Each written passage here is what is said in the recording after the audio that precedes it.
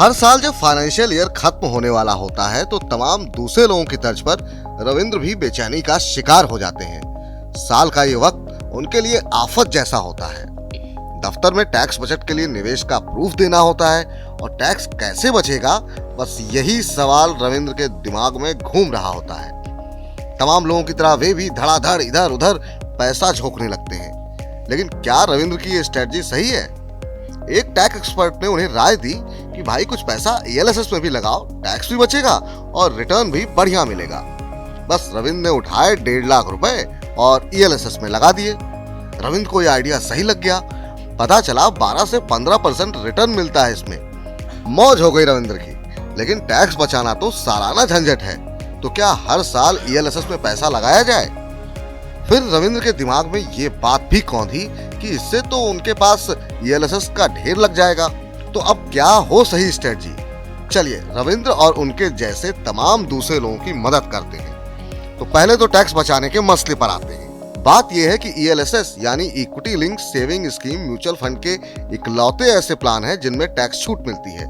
ये छूट 80C में मिलती है। अब बात आई कि ज्यादा से ज्यादा कितना टैक्स बच सकता है। आप 1.5 लाख तक की रकम टैक्स फ्री कर सकते हैं। रविंद्र सोच रहे हैं कि ठीक है, टैक्स बच रहा है और रिटर्न भी बढ़िया मिल रहा है, लेकिन क्या ELSS रिस्क फ्री है? टैक्स बचाने के चक्कर में ELSS का ढेर भी लग सकता है। तमाम म्यूचुअल फंड हैं और ढेरों ELSS।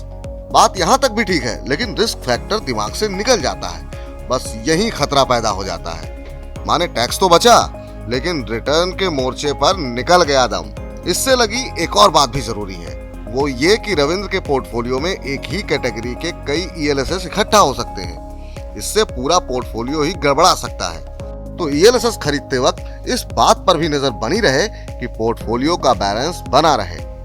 इनके रिटर्न का अंदाजा तकरीबन हो ही जाता है, यानी एक साथ कई ELSS में निवेश से कोई खास फायदा होने वाला नहीं है। एक और बात, जो ELSS अच्छा परफॉर्म ना कर रहा हो उसे 3 साल का लॉक इन पूरा होते ही निकाल दें। रविंद्र सोच रहे हैं कि इस पैसे को कहां लगाएंगे। तो भाई ये पैसा किसी अच्छे open ended equity large cap fund में लगा सकते हैं। इन्वेस्टमेंट भी एक मुश्त की बजाय SIP के जरिए ही करें। इससे फायदा ये होगा कि आप पर एकदम बोझ नहीं पड़ेगा और आपकी कॉस्ट एवरेजिंग भी हो जाएगी। है ना बढ़िया बात?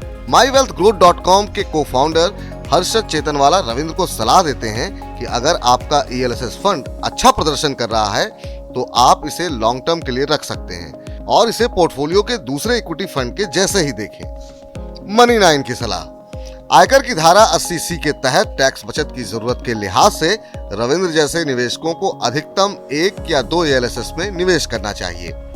ELSS फंड लॉन्ग टर्म के निवेश के लिहाज से ऐसे लोगों के लिए अच्छे हैं जो शेयर बाजार में निवेश करना चाहते हैं और साथ ही टैक्स के रूप में पैसा बचाना चाहते हैं।